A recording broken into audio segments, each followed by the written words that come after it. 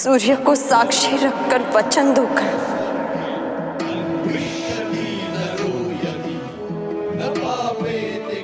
कि तुम सुप्रिया से विवाह करोगे। दान दो अंगराज, दान दो। सूर्य को साक्षी मानकर ये सूत पुत्र राधेकरण वचन देता है कि मैं सुप्रिया से विवाह करूंगा।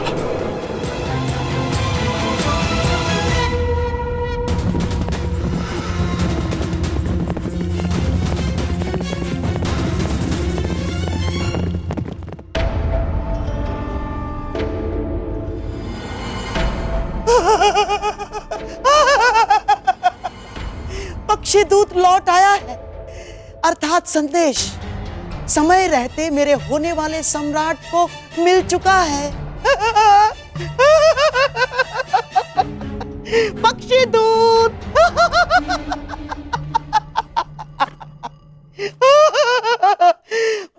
बस अब आशा है कि दुर्योधन सही निर्णय ले ले। प्रणाम मामाश्री। आओ आओ दुशासन। राधा दुर्योधन का कोई संदेश आया? संदेश? दुर्योधन जिस परिस्थिति में है दुशासन, उस परिस्थिति में संदेश महत्वपूर्ण नहीं। महत्वपूर्ण है तो केवल त्वरित प्रतिक्रिया। अब आशा है कि दुर्योधन बल का नहीं, बुद्धि का उपयोग करेगा। मामाश्री, भ्राता दुर्योधन किसी भी स्थिति को संभालने में पूर्ण सक्षम है। हाँ?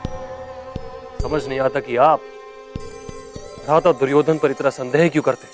क्योंकि दुर्योधन के नाम में ही युद्ध है दुशासन। उसे युद्ध के अतिरिक्त और कोई भाषा नहीं है। वो केवल लाहौकार के भांति बलपूर्वक हथौड़ा चलाने में ही विश्वास रखता है। परंतु भानुमति का ये विवाह प्रकरण स्वर्ण के भांति कोमल है। यदि यहाँ बुद्धि और धैर्य से काम नहीं लिया जाएगा तो सब कुछ हाथ से निकल जाएगा दुशासन। परंतु ये विवाह इतना महत्वपूर्ण क्यों है? अरे पांडव तो लाक्षागृह में ये बात किसी के कानों तक नहीं पहुंचनी चाहिए। परंतु यहाँ इस बंद कक्ष में कौन हमारी बात सुनेगा? यही तो तुम समझते नहीं हो दुशासन। सुनो, एक वृक्ष जितना बड़ा होता है उसकी परछाई भी उतनी ही बड़ी बनती है। और ये भीतियां जितनी ही बड़ी होती है उनके कान उतने ही बड़े हो जाते हैं दुशासन। परंतु इस विवाह की आवश्यकता क्या है मामाश्री? क्योंकि युद्ध में एक योद्धा एक नहीं अनेक शस्त्र लेकर प्रस्तुत होता है, ताकि एक टूट जाए तो वो निहत्था ना हो। मवेशियों को द्वार बंद हो जाने के पश्चात भी खूंटे से बांधा जाता है। क्यों? क्योंकि नियतिवश द्वार खुल भी जाए तो वो भाग ना सके। मैं अब भी कुछ नहीं समझा मामा। तुम्हें समझने की आवश्यकता भी क्या है दुशासन? है? जाओ, पुरोचन को अभी यहीं इसी समय मेरे सामने प्रस्तुत करो। जाओ।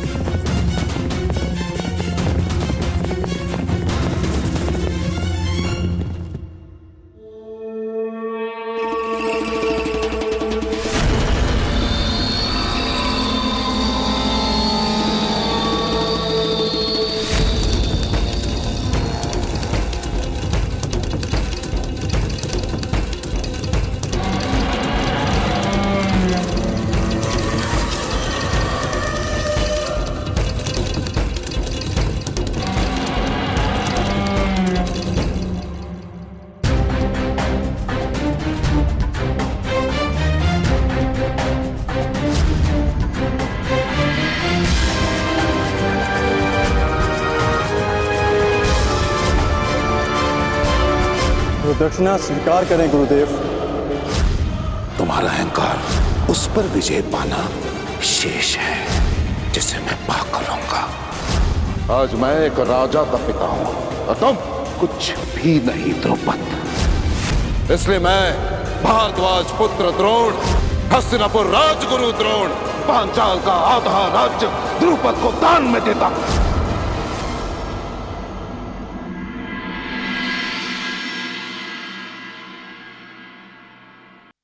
क्या ऋषि यज और उपयज के पास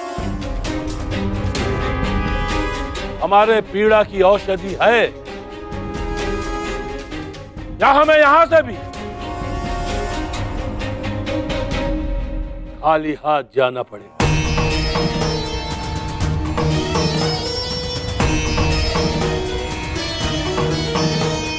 स्वागत है आपका पंचाल नरेश।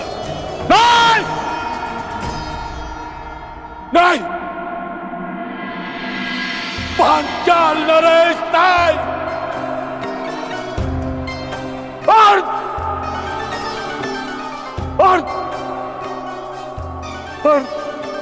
पांचाल नरेश कहिए।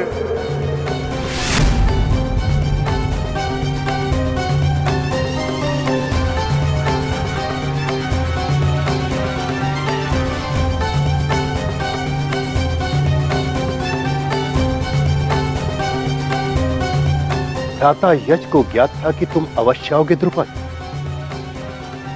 बोलो तुम्हें क्या चाहिए? मान की अग्नि ऐसी अग्नि है जो जल से नहीं, केवल अग्नि से बुझती है। प्रतिशोध की अग्नि से। प्रतिशोध चाहिए मुझे, प्रतिशोध। द्रोण का शव चाहिए मुझे, हस्तिनापुर का विनाश चाहिए मुझे, और उन्हीं बाणों से चाहिए जिन्होंने मेरे सम्मान को शत विशत किया है।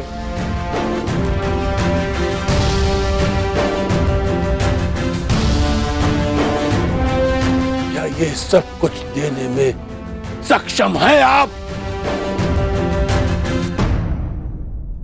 याचक को उतना ही प्राप्त होता है जितने का वो अधिकारी होता है द्रुपद, और तुम इस प्रतिशोध के अधिकारी हो।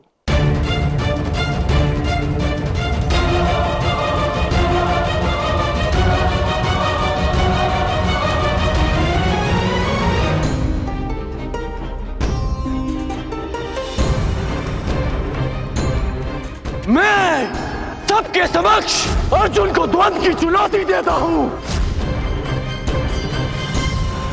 आज तुम्हें ज्ञात होगा कि धनुर्विद्या में तुम मुझसे कितने छोटे हो अर्जुन।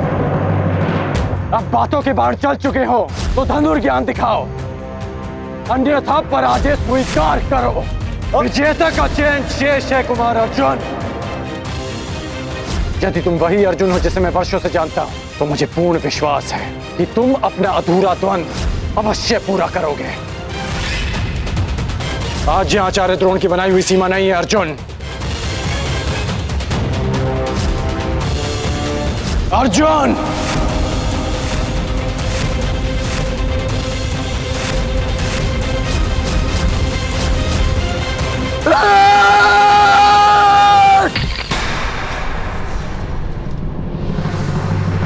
अर्जुन पुत्र, इतने व्यथित क्यों हो अर्जुन पुत्र?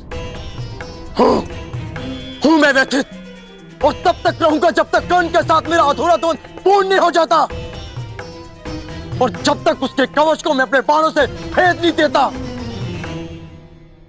इतना क्रोध ठीक नहीं है पुत्र। कर्ण से इतनी शत्रुता क्यों?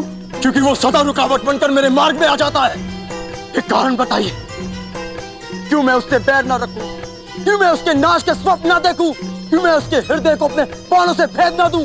क्यों मैं उसके प्राण न ले लूं? तुम ऐसा नहीं कर सकते क्योंकि कर्ण तुम्हारा।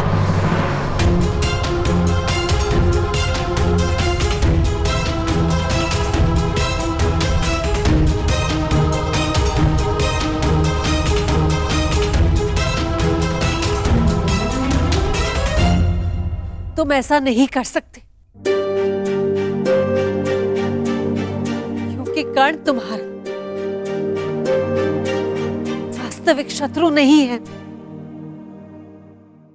उसे तुम्हारे सामने शत्रु बनाकर प्रस्तुत किया है। उसका मार्ग भटकाया दुर्योधन ने ताकि वो तुम्हारा मार्ग रोक सके।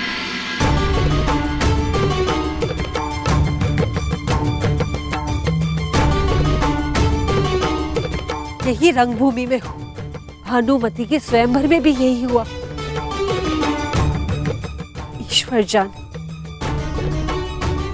कब तक दुर्योधन उसे अस्त्र बनाकर तुम पर प्रहार करवाता रहेगा, कब तक तुम कर्ण को दोषी समझते रहोगे, कब तक कर्ण दुर्योधन के कारण दुख सहता रहेगा।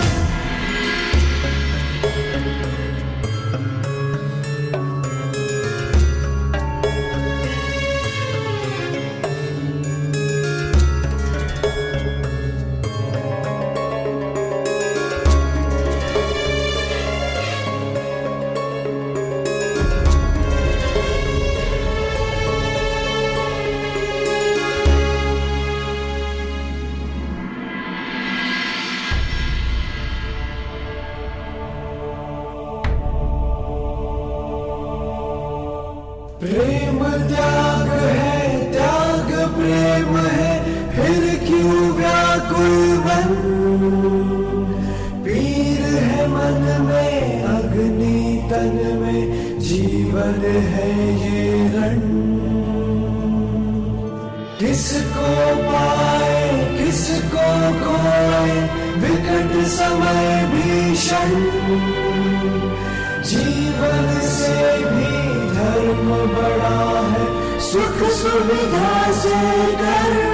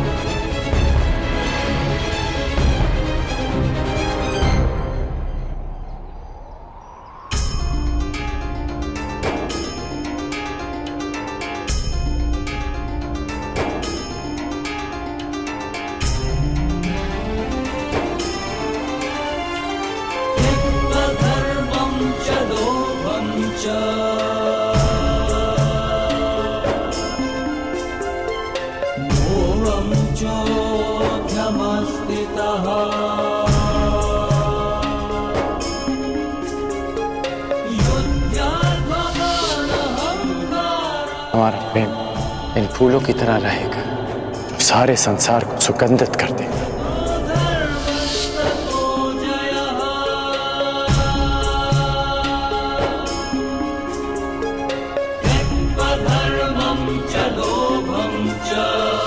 इन पुष्पों का एक गुण नहीं होगा हमारे प्रेम। वो क्या? ये हमारा प्रेम कभी मुरझाएगा नहीं।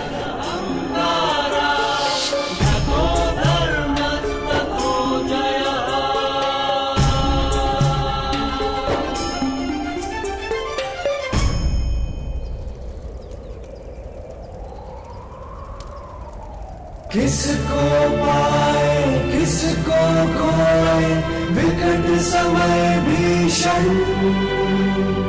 जीवन से भी धर्म बड़ा है, सुख सुविधा से कर। लाक्षागृह का निर्माण अपने सही समय पर हो जाना चाहिए, बल्कि हो ही जाना चाहिए पुरोचन। प्रयास तो मेरा भी यही है महाराज, परंतु इतने कम समय में निर्माण संभव ही नहीं है। संभव है।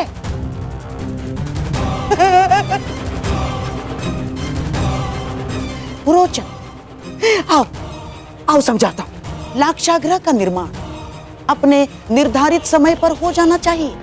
हाँ, हो जाना चाहिए, नहीं तो पांडवों के स्थान कोई और अपने परिवार सहित उस लाक्षागृह में भस्म हो जाएगा।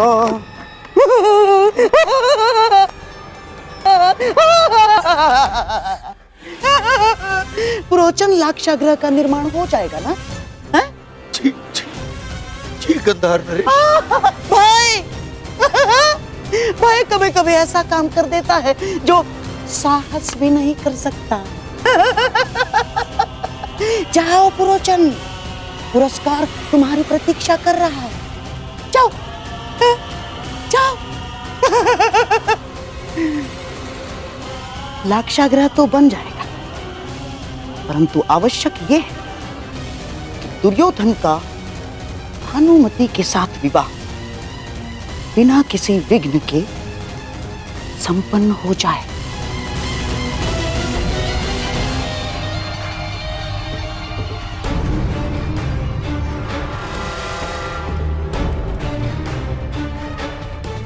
दो लक्ष्य, द्रोण का वध और हस्तिनापुर का विनाश। तो यज्ञ में दो आहुति, दो संतान, एक पुत्र द्रोण के वध के लिए, एक पुत्री हस्तिनापुर के विनाश के लिए। तो फिर प्रतीक्षा कैसी? यज्ञ आरंभ कीजिए।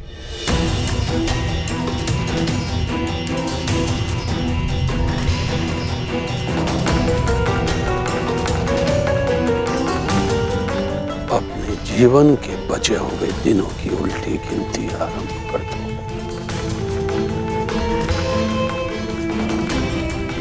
जब तक मैं अपनी इच्छा पूर्ण नहीं कर लेता, मैं इस यज्ञ से नहीं उठूंगा।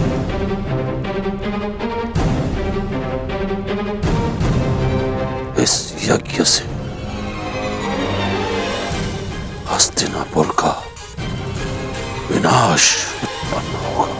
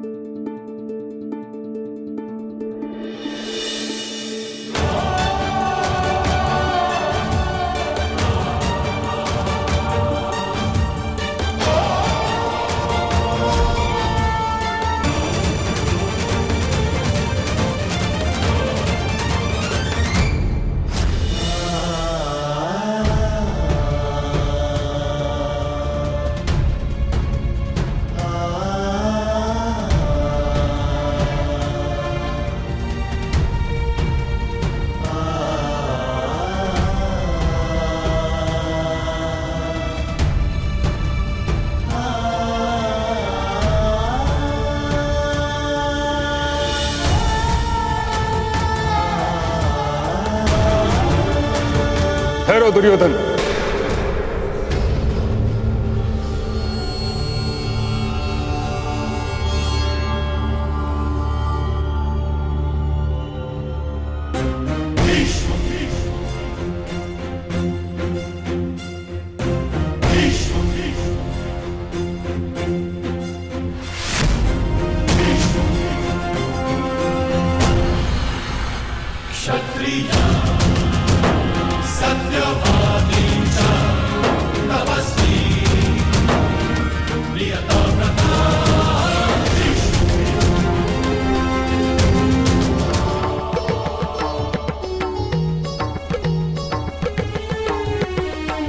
ठहरो दुर्योधन।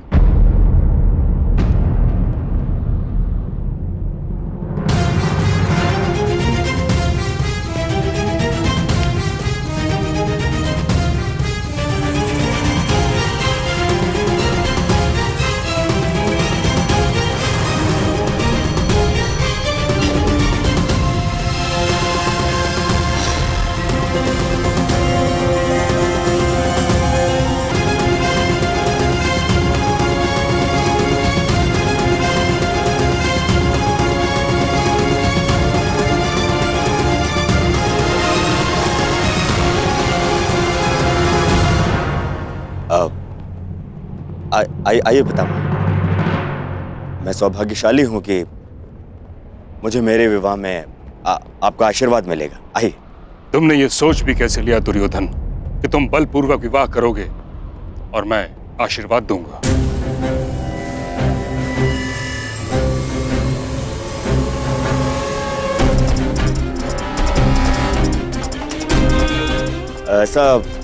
ऐसा नहीं है पितामह।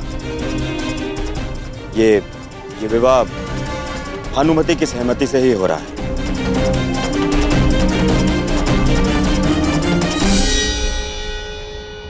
यदि ये विवाह भानुमति की सहमति से होता तो यह अंग में नहीं कलिंग में होता।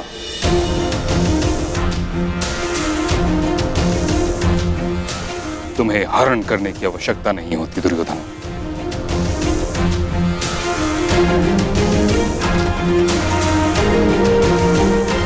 पुत्री भानुमति, दुर्योधन ने जो किया उसके लिए मैं हस्तिनापुर की ओर से क्षमा प्रार्थी हूं। सच सच बताना पुत्री, क्या तुम ये विवाह किसी विवशता के कारण कर रही हो?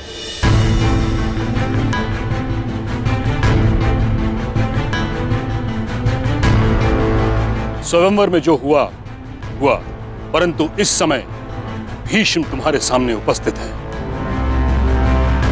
किसी से भयभीत होने की कोई आवश्यकता नहीं। यदि यह विवाह तुम्हारी सहमति से नहीं हो रहा तो मैं वचन देता हूं कि तुम्हें सम्मानपूर्वक कलिंग वापस भेज दिया जाएगा।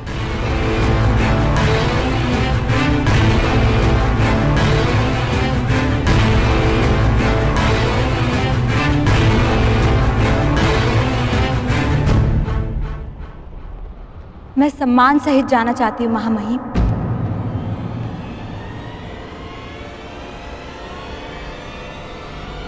परंतु कलिंग नहीं, हस्तिनापुर।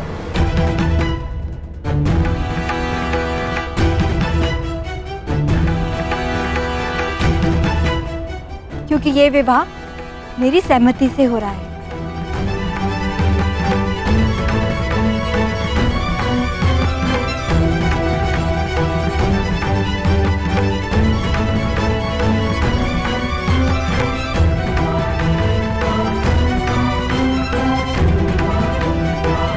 अब तो आप मुझे आशीर्वाद देंगे ना पितामह, और मित्रकर्ण को भी। मेरे साथ साथ आज वो भी दंपत्ति जीवन में प्रवेश कर रहा है।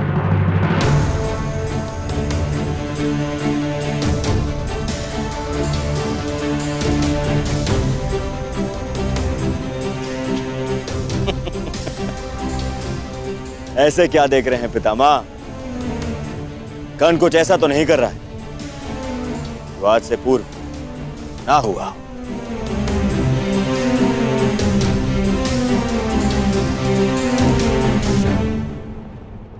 कर्ण ने ऐसा ही कुछ कर दिया जो आज से पूर्व नहीं हुआ।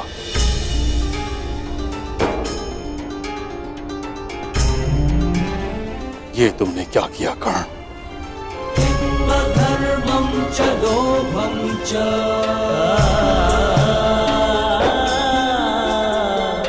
मोहं च भ्रमस्थितः। विवाह की रीतियां संपन्न करें पुरोहित।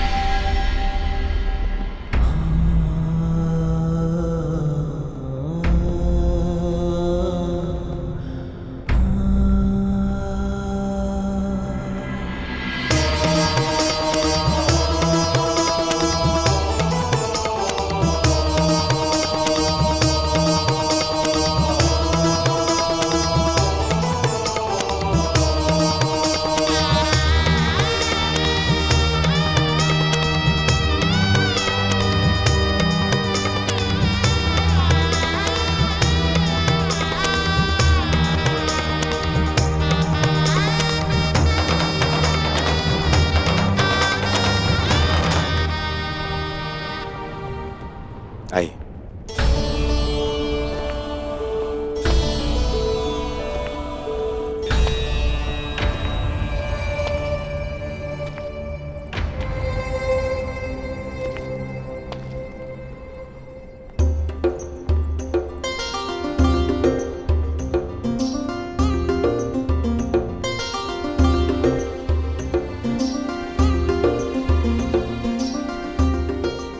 बधाई हो, जिसके पद स्पर्श से तुम्हारा पुष्प खिला, उसके साथ जीवन भी सुगंधित बीतेगा।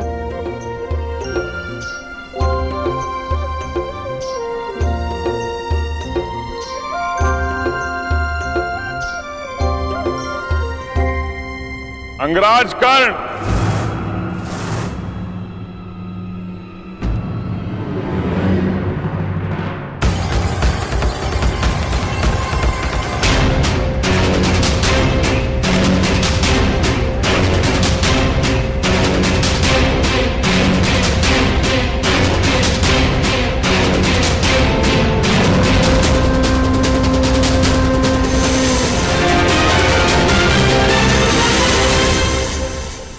अंगराज कर्ण को विवाह की बधाई। जरासंध की शुभकामनाएं स्वीकार करो मित्र।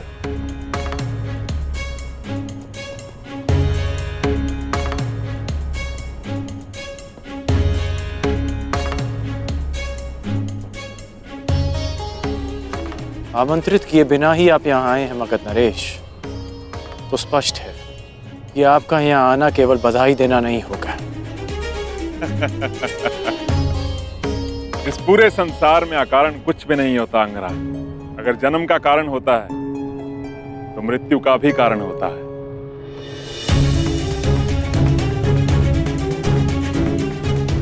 वर्षा आने का कारण धरा की प्यास को बुझाना होता है और अग्नि जलने का कारण घर्षण होता है।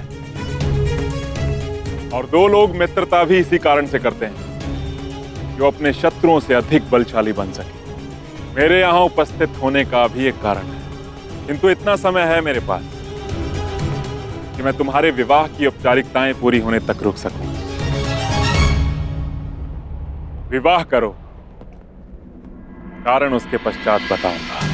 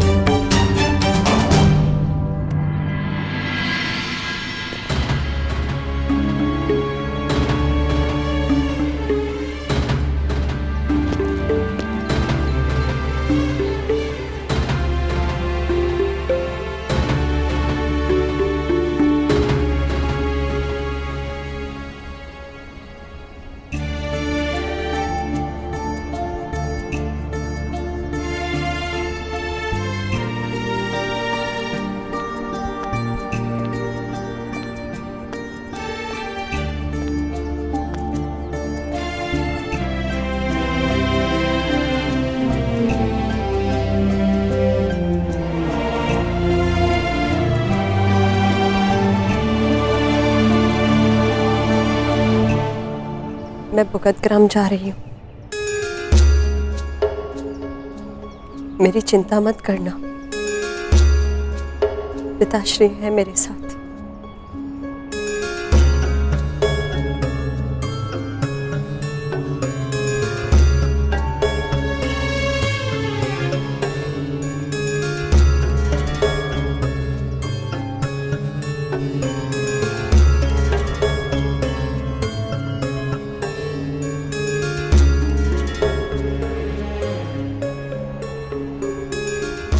क्षमा करना कर्ण, सुप्रिया को माला देने से पूर्व मैंने उसमें से ये पुष्प निकाल लिया।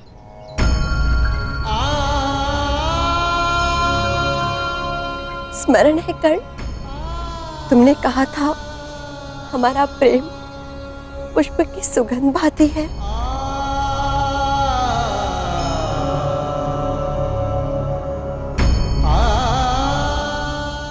सुगंध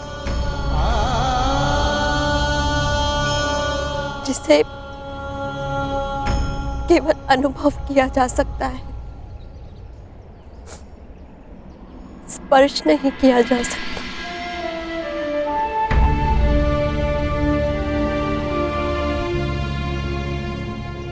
जाओ कर्ण, अपने प्रसन्न गृहस्थ जीवन का प्रारंभ करो।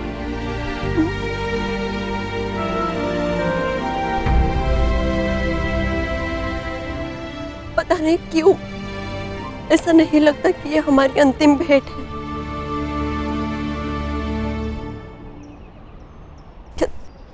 क्या तुम्हें नहीं लगता?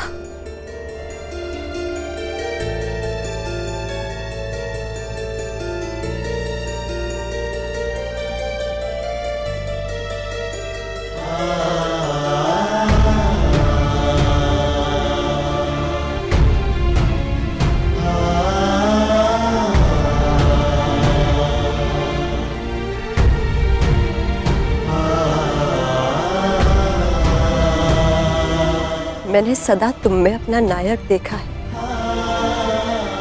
जिसके लिए उसका कर्तव्य सबसे महत्वपूर्ण है। सदा अपने धर्म पर टिके रहना, जो उचित लगे वही निर्णय लेना, ये मैंने तुम्हीं से सीखा है और वही किया है मैंने। मैं जा रही हूँ कर्ण, परंतु जिस प्रकार एक दीपक के बुझ जाने से प्रकाश नहीं मरता, एक स्वप्न के टूट जाने से आशा नहीं मरती, एक फूल के मुरझा जाने से उपवन नहीं मरता, उसी प्रकार एक सह्याद्री के तुम्हारे जीवन से चले जाने से तुम्हारी यात्रा समाप्त नहीं होगी।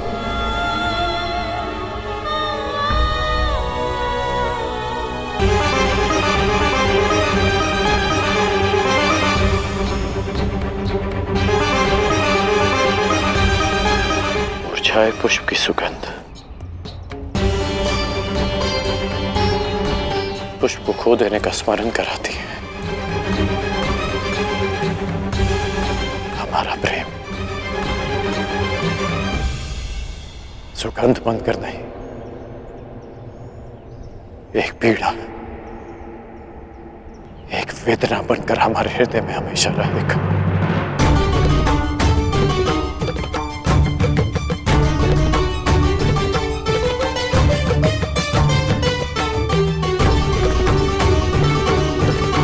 किसी भी रूप में सही करना,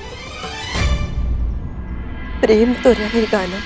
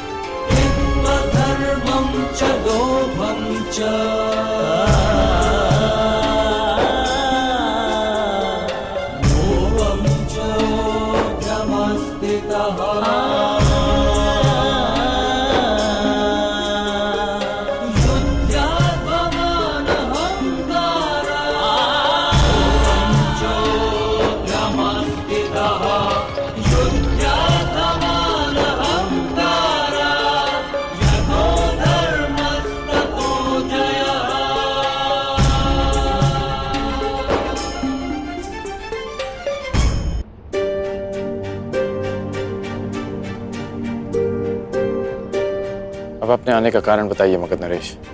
मैं आया क्योंकि समय भी आ गया है मित्र। मुझे दिया हुआ वचन पूरा करने का समय आ गया। स्मरण है ना वो वचन कि तुम एक बार मेरी सहायता के लिए अवश्य आओगे। कल प्रातः मैं अंग और मगध की सीमा पर तुम्हारी प्रतीक्षा करूंगा। परंतु आपको सहायता क्या चाहिए?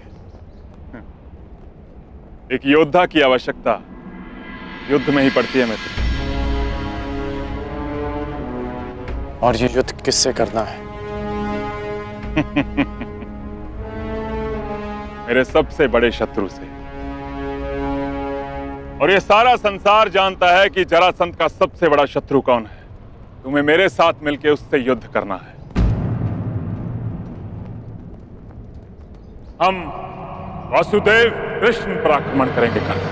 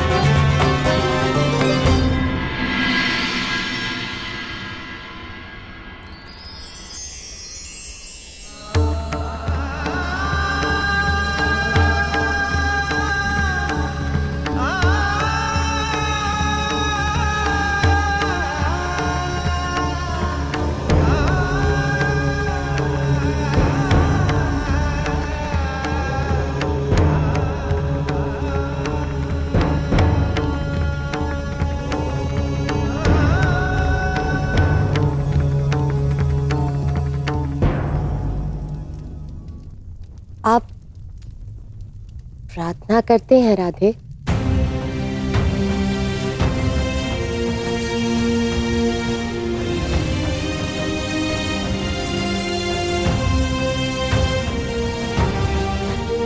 मैं करती हूँ सदा नियम से। और एक कुंवारी कन्या की प्रार्थना सदा उसके पति के विषय में होती है। तो क्या मांगा आपने अपनी प्रार्थना में? यही कि मेरा पति ऐसा हो जिसके सामने आते ही मेरा शीश आदर से झुक जाए और जिसके विषय में सोचकर गर्व से उठ जाए। परंतु हर स्त्री की भांति मेरे मन में भी चिंता रहे कि मेरे आराध्य मेरी प्रार्थना सुनेंगे या नहीं। जो पूछना चाहती हैं स्पष्ट रूप से पूछिए।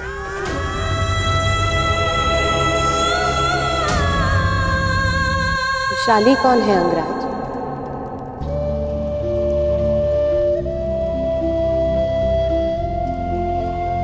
और उससे आपका क्या संबंध है? हम दोनों का विवाह नियति का एक ऐसा मोड़ है जिसकी मैंने कभी कल्पना नहीं की थी। क्योंकि जिस मंडप में हम दोनों का विवाह हुआ उसी मंडप में विशाली और मेरा विवाह होना था। मैं तुमसे विवाह करना चाहता हूं। पहली बार वो मेरा घर नहीं, हमारा घर। सूर्य को साक्षी रखकर वचन दोकर कि तुम सुप्रिया से विवाह करोगे। ये सूत पुत्र राधेकरण वचन देता है कि मैं सुप्रिया से विवाह करूंगा। विशाली का प्रेम मेरे हृदय में हमेशा रहेगा।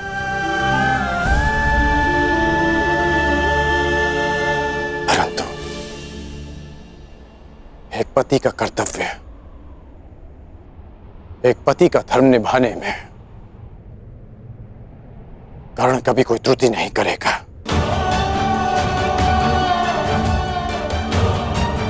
अब हम दोनों विवाहित हैं, इसलिए बस अंगराज, एक पत्नी के लिए इससे बड़ा सौभाग्य और क्या होगा कि उसका पति उसे कभी असत्य ना कहे।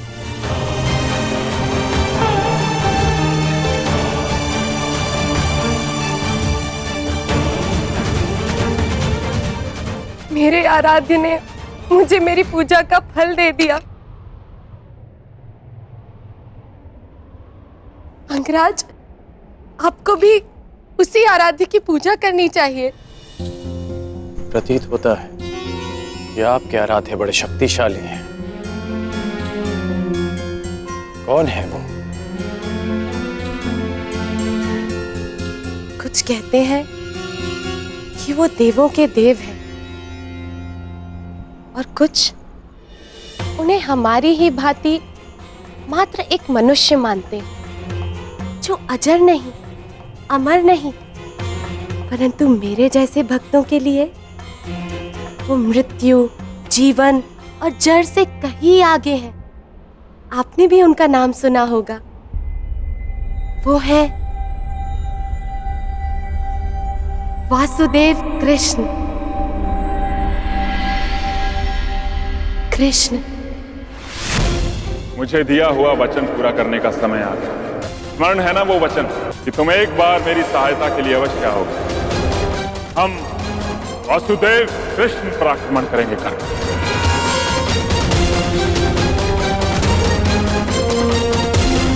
होता है कि आपके आराध्य बड़े शक्तिशाली हैं। कुछ कहते हैं कि वो देवों के देव हैं और कुछ उन्हें हमारी ही भांति मात्र एक मनुष्य मानते हैं। वो है कृष्ण,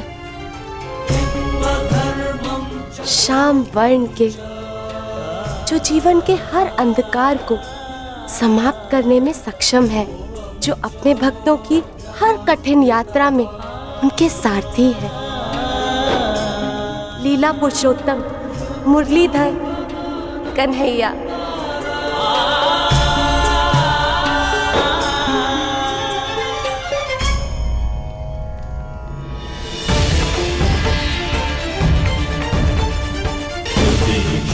स्मरण है ना वो वचन कि तुम एक बार मेरी सहायता के लिए अवश्य आओगे। हम वासुदेव कृष्ण पर आक्रमण करेंगे।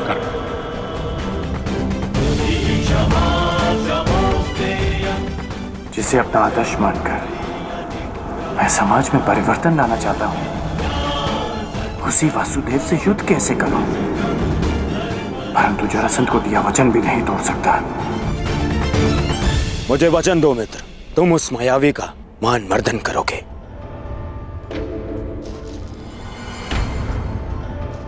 जरासंध यद्यपि मेरे मित्र नहीं, परंतु बहुत बड़ी भेंट दी है उन्होंने मुझे। कर्ण, वर्षों से कृष्ण जरासंध के साथ में खेल खेलते आ रहे हैं।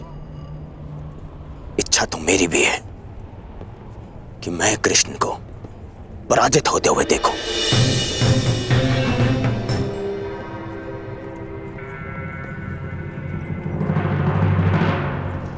जिसे तुमने आज तक देखा नहीं, उनसे इतनी शत्रुता क्यों मित्र?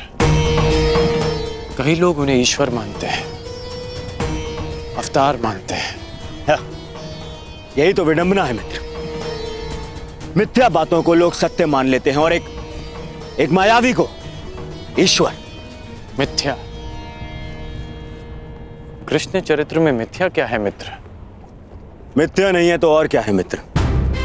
ब्रज से प्रारंभ होकर पूरे भारतवर्ष में यह बात फैली हुई है कि कृष्ण ने राक्षसी पूतना के प्राण भी लिए, उसका वध कर दिया।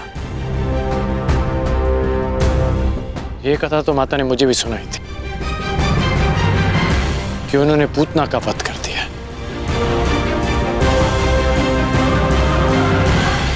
तुम ही बताओ मित्र, एक दूध मुहा बालक कैसे एक मायावनी राक्षसी का वध कर सकता है? एक दिव्य आत्मा के लिए, एक अवतार के लिए यह संभव भी नहीं मित्र। अच्छा, फिर तो तुम्हें उस कथा में भी विश्वास होगा कि घुटने पे चलते हुए कृष्ण ने अपने मुख में अपनी माता यशोदा को पूरे ब्रह्मांड के दर्शन करवा दिए।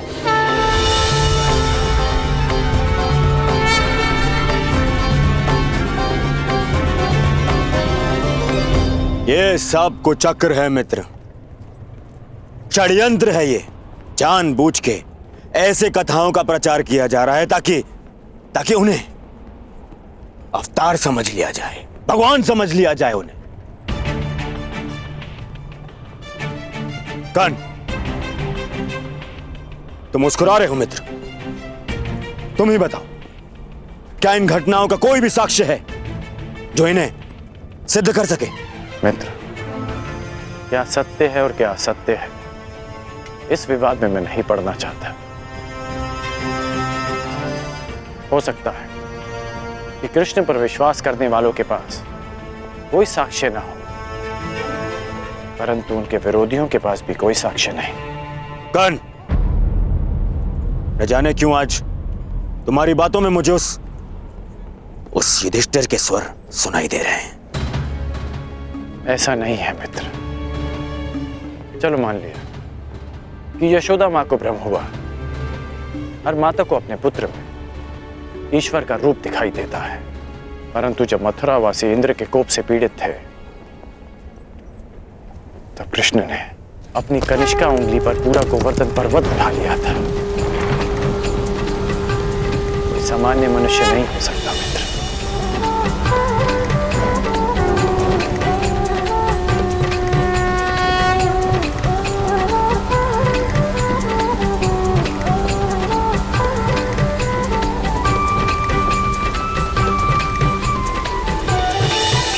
कालिया मर्दन, क्या यह भी भ्रामक प्रचार लग रहा है?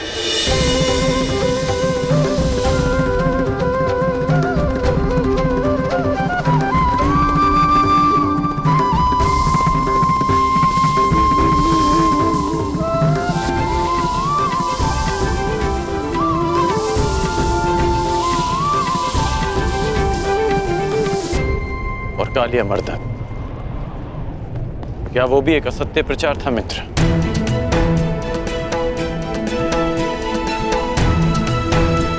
उस महाविषधारी, महाशक्तिशाली सर्प का अंत करने वाला एक सामान्य मनुष्य नहीं हो सकता मित्र।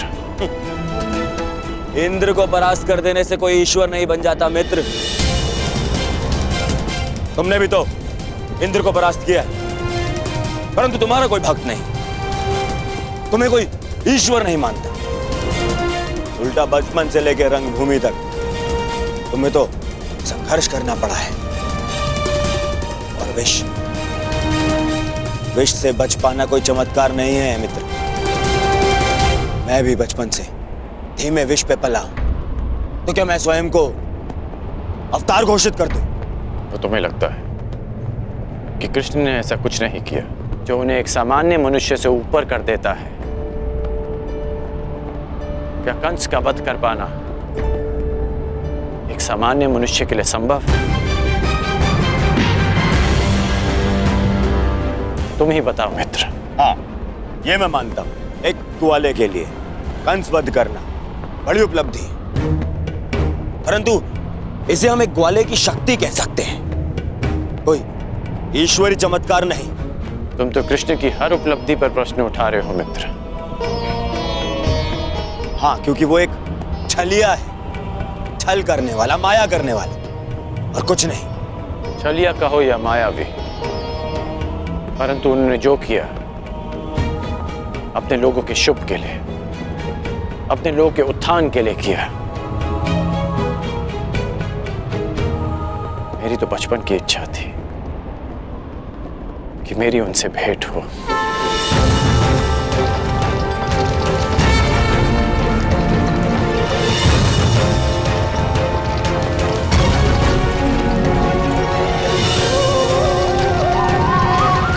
जरासंध के कारण ये भेंट तो होगी।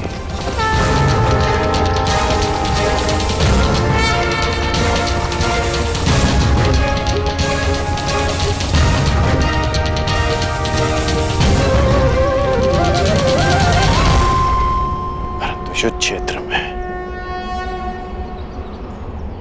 इसकी मैंने कभी कल्पना नहीं की थी। मित्र, मत भूलो कि तुम्हें अपने वचन के लिए उस कृष्ण से युद्ध करना है, और अपने शत्रु से इतना प्रभावित होना विजय का लक्षण नहीं है। वो मायावी है, तुम्हारे भ्रम को तुम्हारे विरुद्ध अस्त्र बनाकर तुम्हें पराजित कर सकता है।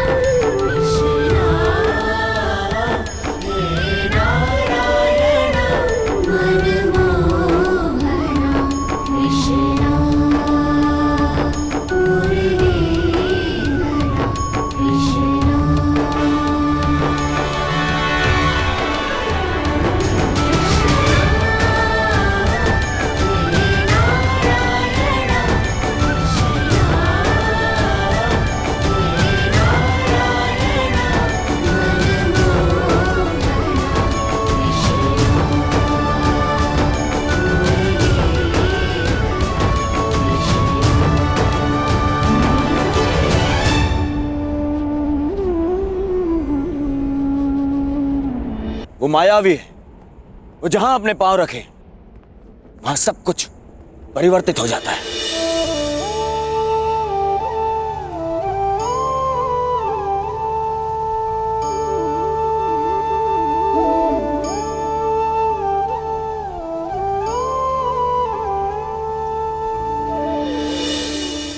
वो कब, कहां, किसके पास किस रूप में पहुंच जाए, यह अनुमान लगाना कठिन है मित्र।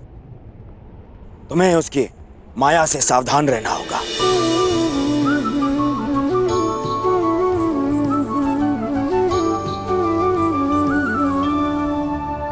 जिनकी प्रशंसा करते आया,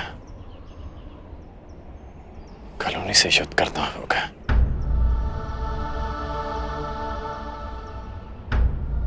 समझ नहीं आता कि क्या करूं। कर्म मनुष्य के मार्ग चुनने से निश्चित होता है अंगराज।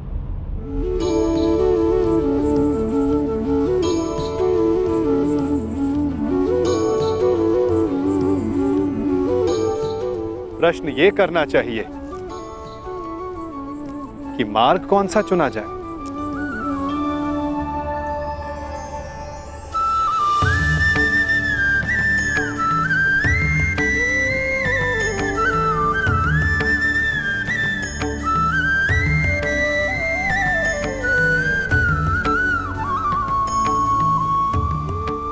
क्योंकि लक्ष्य उत्तम होने पर भी यदि मार्ग अनुचित हो तो लक्ष्य प्राप्ति असंभव है।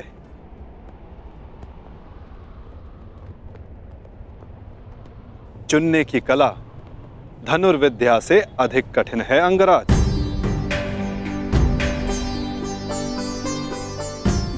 जैसे एक महान योद्धा उचित मार्ग नहीं चुनता तो अनुचित मार्ग उसे चुन लेता है और महान से सामान्य बना देता है।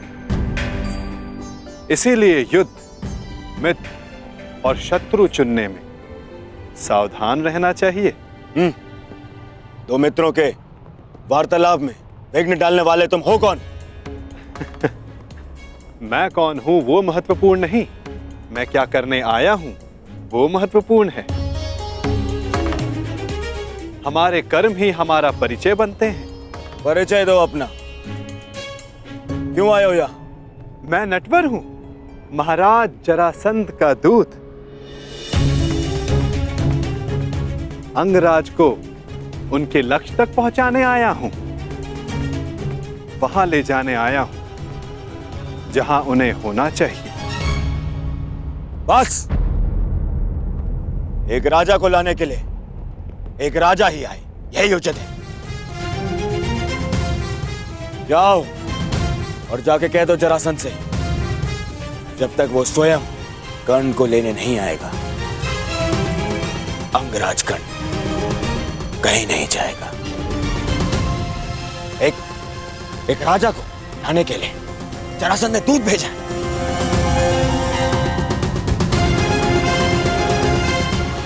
ये नियम के विरुद्ध है। नियमों के विषय में हस्तिनापुर के महान राजकुमार दुर्योधन ने एक बात कही है। क्या वो बात आपने नहीं सुनी? क्यों? क्या कहा है कुमार दुर्योधन ने? यही कि नियम वो बनाते हैं जो शासन करते हैं, और उनको अपने बनाए हुए नियमों को पालन करने का बंधन नहीं होता। जिस तरह एक नदी अपना मार्ग चुनने से पूर्व किसी से पूछती नहीं, उसी तरह एक शासक अपने बनाए हुए नियमों को बदल सकता है। अब आप ही बताइए महोदय, क्या राजकुमार दुर्योधन ने कुछ अनुचित कहा?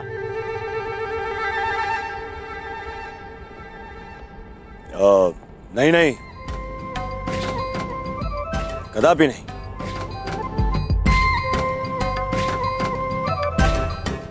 दूत का कार्य है संदेश देना अंगराज, परंतु फिर से कहूंगा, चयन करने का उत्तरदायित्व तो आपका है। आप मेरे साथ आना चुनते हैं या नहीं, ये तो आप पर निर्भर करता है। कर्ण ने यदि कुछ चुना है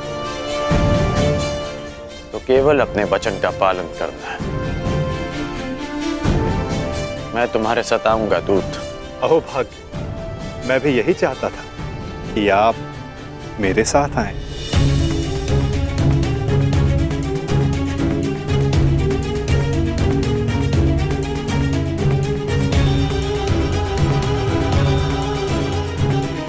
जाओ मित्रगण, मुझे भी हस्तिनापुर जाना है एक आवश्यक कार्य के लिए। एक उक्ति आपके लिए भी है राजकुमार। ईर्ष्या की अग्नि सबसे पहले ईर्ष्यालु को जलाती है।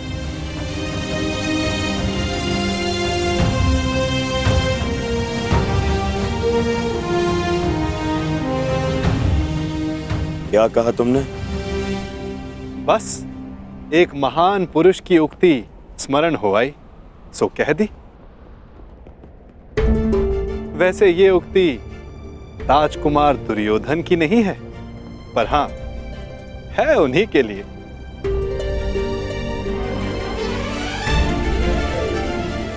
आपका दूत आपकी प्रतीक्षा कर रहा है अंगराज।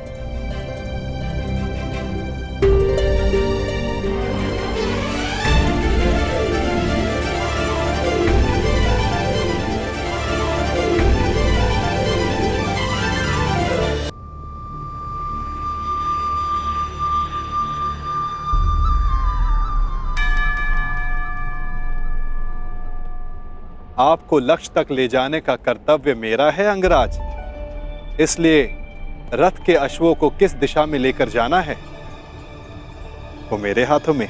मैं अपना रथ स्वयं चलाना जानता हूं, परंतु आज आपका सारथी बनने का अधिकार मेरा है। हां, अगली बार मैं ऐसा कर पाऊंगा या नहीं, ये निर्णय तो आपका कर्म और आपका चुनाव करेगा अंगराज।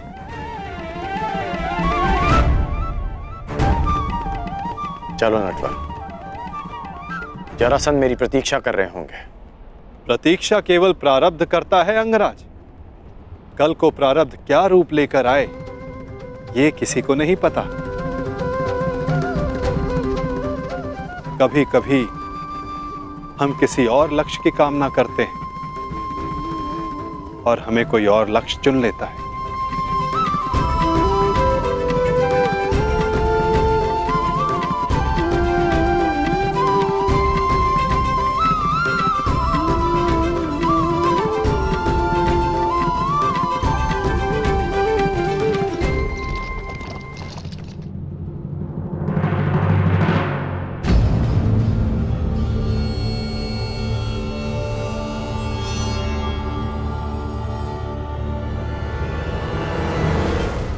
मुझे देख के यूं आश्चर्यचकित ना हो कुमार दुर्योधन। मैं यहां अंगराज को लेने आया।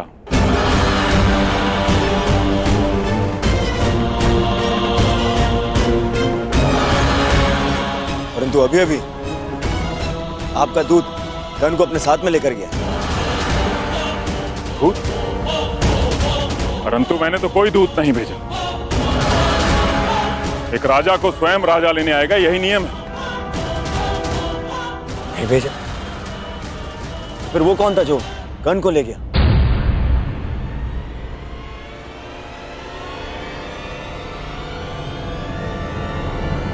समझ गया, वही छलिया,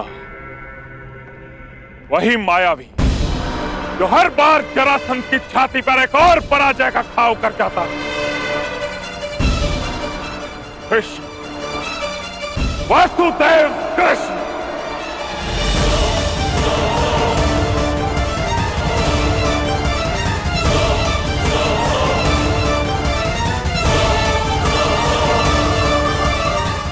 कृष्ण।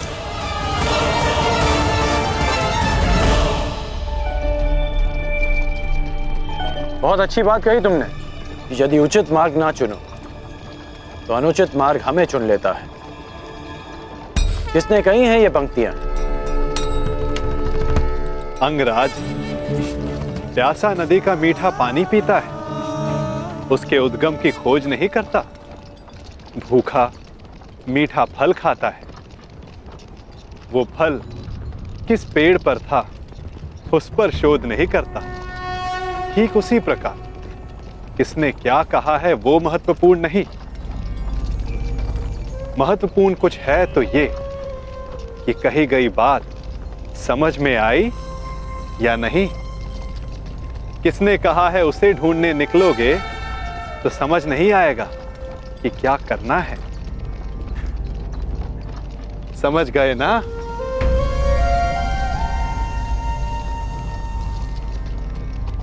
इतना अवश्य समझ गया कि तुम कोई भी बात सीधी तरीके से नहीं करते। दूत हूं, मार्गदर्शक हूं, और जीवन का मार्ग कभी सीधा नहीं चलता।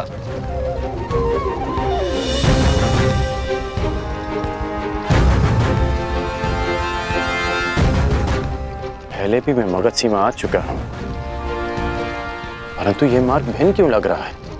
निसंदेह आपकी यात्रा इस युग की सबसे रोचक यात्रा होगी अंगराज। इसीलिए इस यात्रा में आपका सहयात्री बनना चुना है मैंने।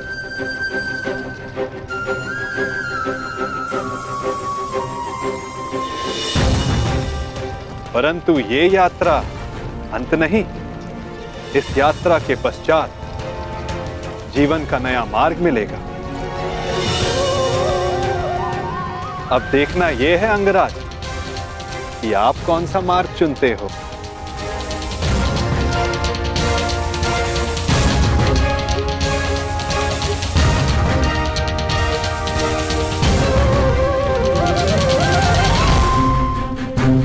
पहले भी मैं मगध सीमा पर आ चुका हूं, परंतु ये मार्ग थोड़ा भिन्न लग रहा है। सीमांत का मार्ग निश्चित नहीं होता अंगराज। निश्चित तो उचित अनुचित होता है, अर्थात उचित दिशा निश्चित करना ही सत्य है।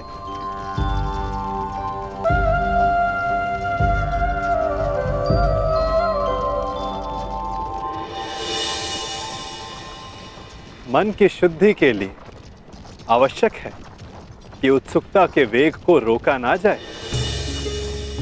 प्रश्न नहीं करोगे तो उत्तर कैसे पाओगे? तुम्हें कैसे पता कि मैं कुछ पूछना चाहता हूं? एक माता को कैसे पता होता है कि आज उसके बालक को क्या खाना है? एक ढाल को कैसे पता होता है कि तलवार किस ओर से आनी है? ये मन की भाषा है अंगराज। अपना मन सचेत हो तो दूसरे का मन पढ़ना कठिन नहीं। तो तुम मन की बातें भी पढ़ लेते हो? अवश्य। सारथी जो हूं, रथी का मार्ग प्रदर्शन करने के लिए उसका मन पढ़ने की कला एक सारथी को अवश्य आनी चाहिए।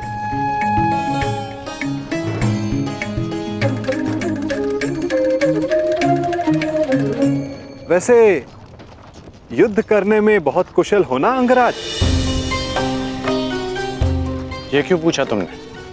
ऐसे ही जो वासुदेव से युद्ध करने को उपस्थित हो उसका युद्ध कौशल तो विलक्षण होना चाहिए।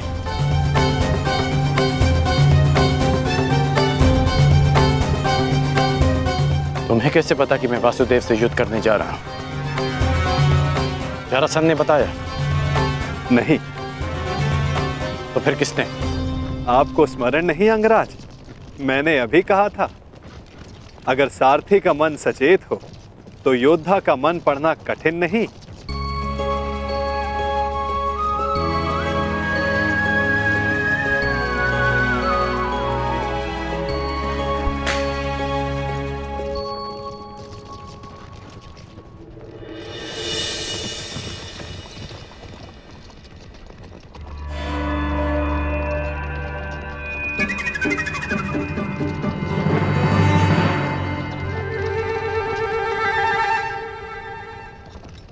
सारथी, और तीव्र और तेज चलाओ।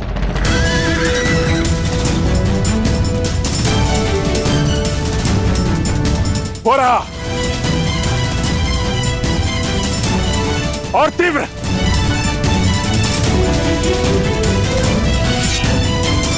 जरासंध को एक बार और मूर्ख नहीं बना सकता ये वासुदेव। और तीव्र।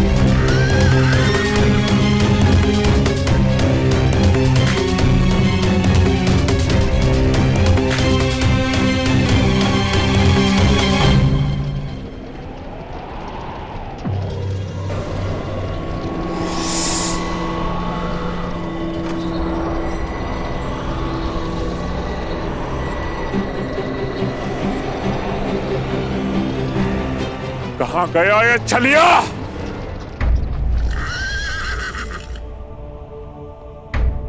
अब ये रथ क्यों रोक दिया? मेरा मन पढ़ने के लिए? मन पढ़ने के लिए नहीं, मार्ग पढ़ने के लिए। यदि लक्ष्य तक की यात्रा लंबी हो तो बीच बीच में रुककर मार्ग जांच लेना चाहिए। भाप लेना चाहिए कि कहां के लिए निकले थे, कहां तक पहुंचे हैं और कहां जा रहे हैं, और ये यात्रा आवश्यक है या नहीं।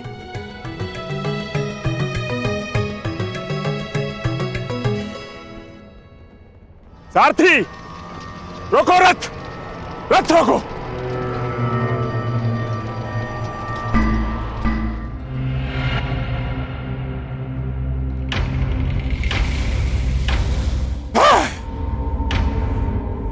फिर से जरासंध की आंखों में धूल चौंक गया ये कृष्ण, परंतु यह जरासंध भी हार नहीं मानेगा। चलो सारथी।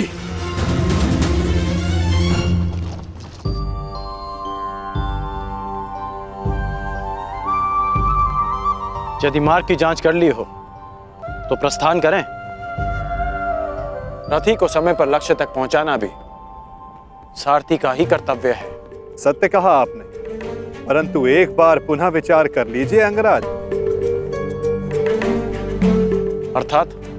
अर्थात मैं इंद्र का सारथी नहीं कि मैं जल और वायु पर भी रथ चला सकूं। सामने देखिए अंगराज।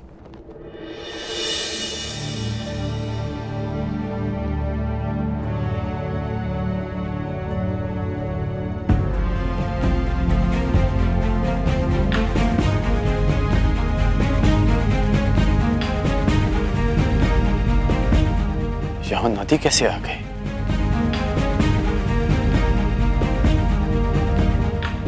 और मैंने इसे पहले क्यों नहीं देखा? नदी हमारे मार्ग में नहीं आई है अंगराज, हम नदी के मार्ग में आए हैं। अब सोचना यह है कि इस बाधा को कैसे पार करेंगे आप।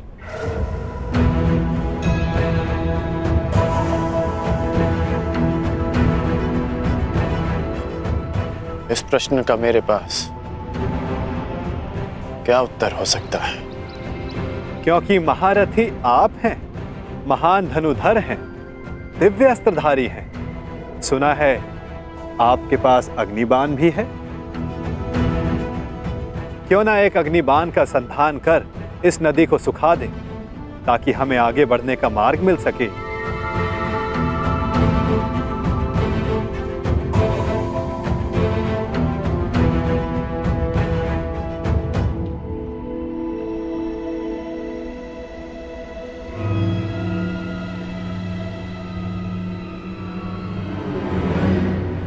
आपके लिए समय से ज्यादा महत्वपूर्ण और कुछ है?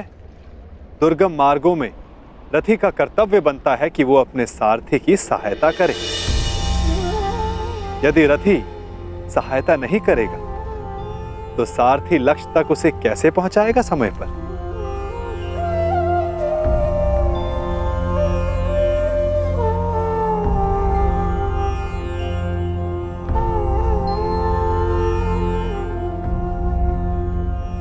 यदि लक्ष्य तक की यात्रा लंबी हो तो बीच बीच में रुककर मार्ग जांच लेना चाहिए।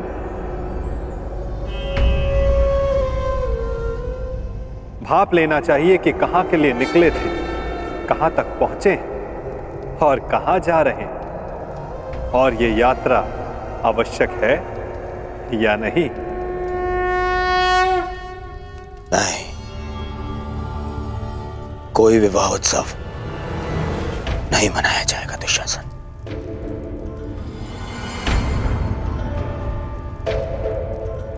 दुर्योधन तब उत्सव मनाएगा जब उन पांडवों का अंत हो जाएगा। उत्तम दुर्योधन, उत्तम।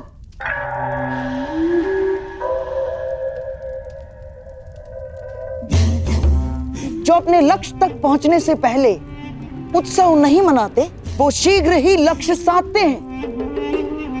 और तुम्हें उत्सव मनाने के लिए अधिक प्रतीक्षा नहीं करनी होगी।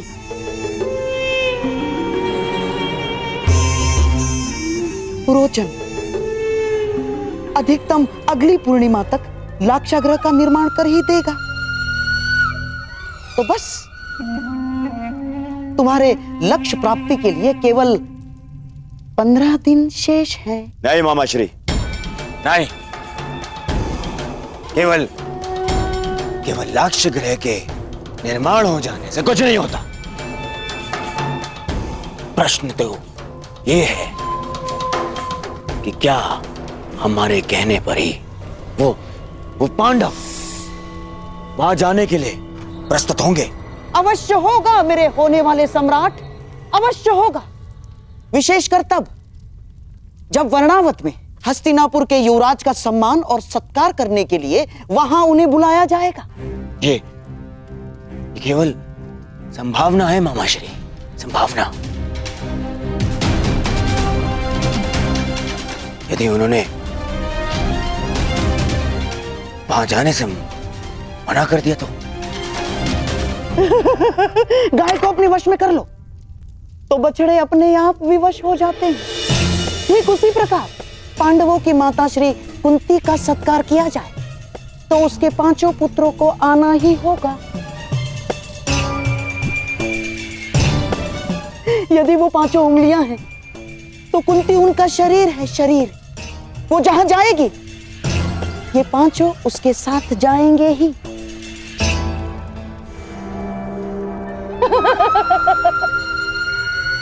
परंतु मामाश्री, वो लाक्षागृह है, तो क्या इसका अर्थ पांडवों के साथ साथ माता कुंती को भी? अति उत्तम दुशासन, अति उत्तम। तुम्हारे मन में अचानक से दया जाग गई, मैं तो बड़ा प्रसन्न हुआ अपने भांजे की मानवता से।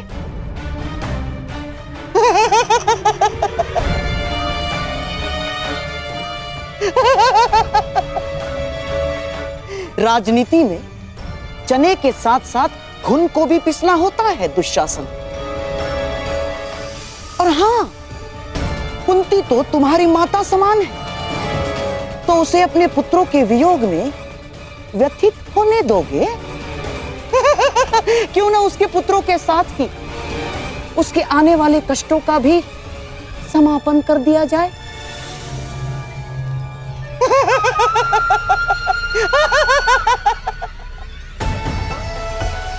तुम्हारे भ्राता को सिंहासन तक पहुंचने के लिए कई शवों पर पांव रखने होंगे दुशासन, रखने ही होंगे।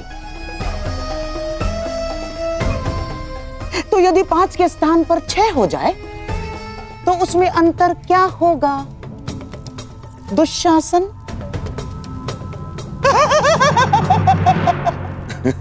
उचित उचित उचित कहा मामा श्री आपने।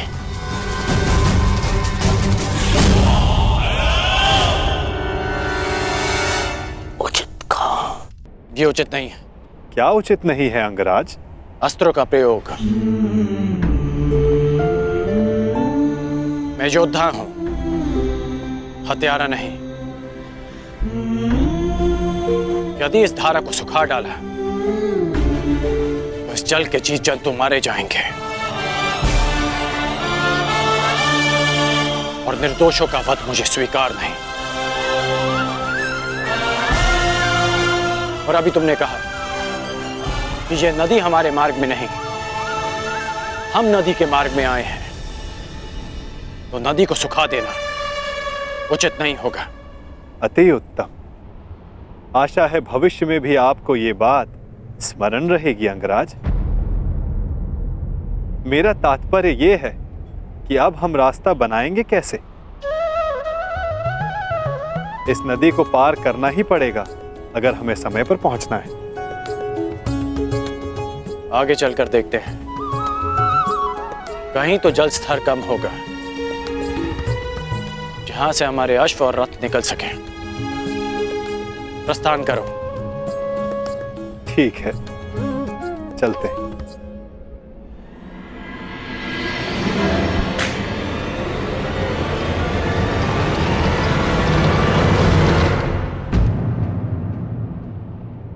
अंगराज, लगता है हम दलदल में फंस गए। हमारा रथ फंस गया है अंगराज।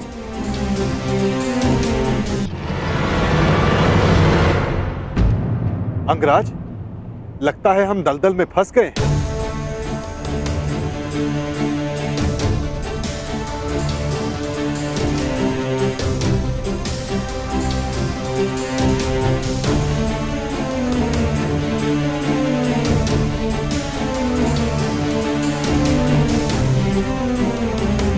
रथ से उतरो नटवर, अन्यथा तुम्हारे भार से यह चक्र भूमि में और धंस जाएगा।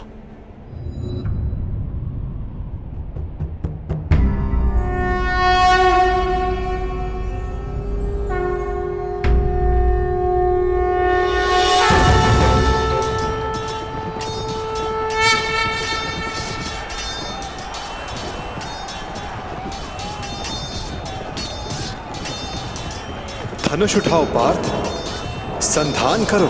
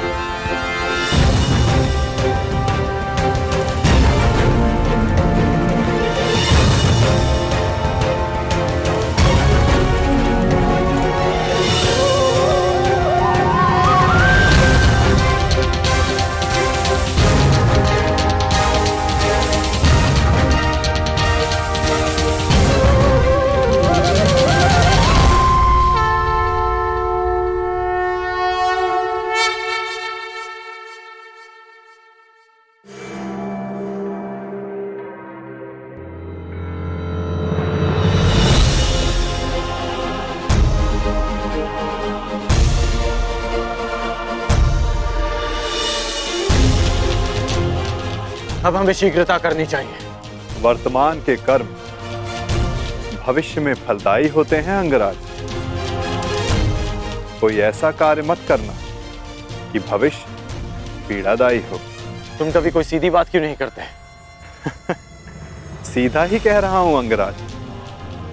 आपका भविष्य युद्ध है और युद्ध पर समय पर पहुंचने के लिए नदी सुखाने के अतिरिक्त आपके पास कोई और मार्ग है?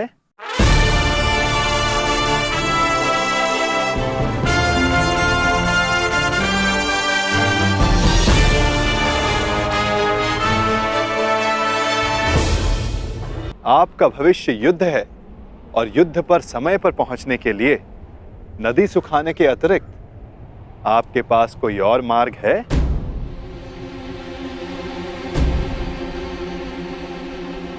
मार्ग है। तुमने उचित कहा कि मैं धनुर्धारी हूं।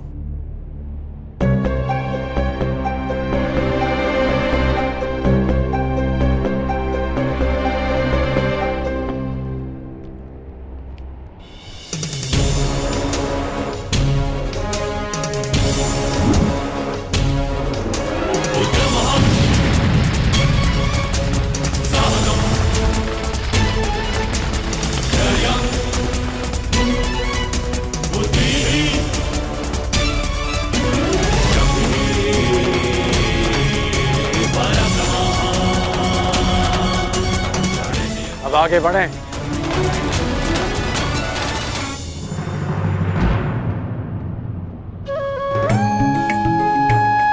निर्दोषों की प्राणों की रक्षा के लिए अपना लाभ छोड़ देना अच्छा लक्षण है कौंताय।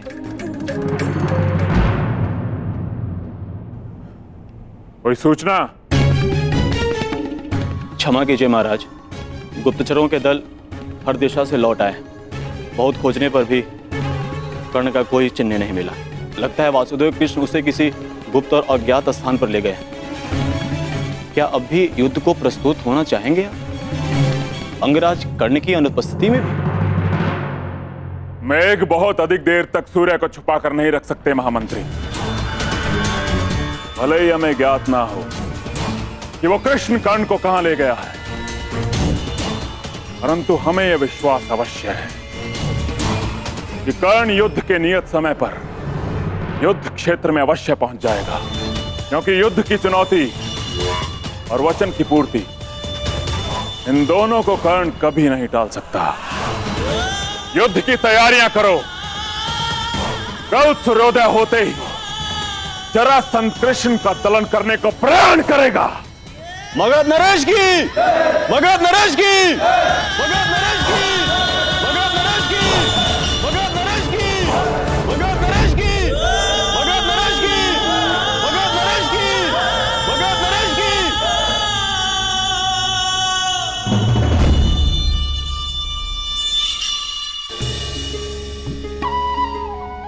रुक क्यों गए?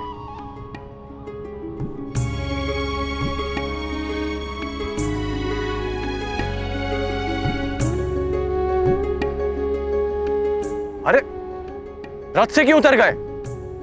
नटवर!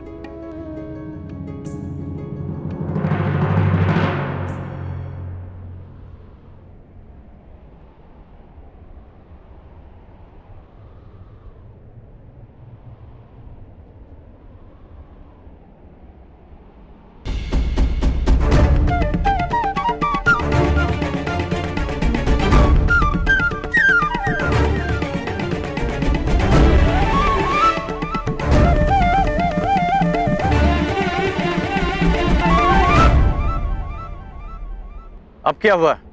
यहां क्यों आ गए? क्या करूं अंगराज, मैं आपकी भांति महान योद्धा नहीं, एक साधारण सारथी हूं। रथ को धकेलने से थकान हो गई है, इसीलिए विश्राम चाहिए। परंतु तुमने ही कहा था कि इस समय सबसे अधिक महत्वपूर्ण है। हाँ, पर समय भी समय समय पर विश्राम लेता है। हृदय के दो स्पंदों में विराम होता है। श्वास के प्रवास में विराम होता है, वर्षा के बूंदों के मध्य विराम होता है। इसीलिए मैं भी अल्प विराम ले रहा हूं। यदि समय विपरीत होता तो मैं विश्राम नहीं करता, गहन निद्रा में होता, लंबी निद्रा में।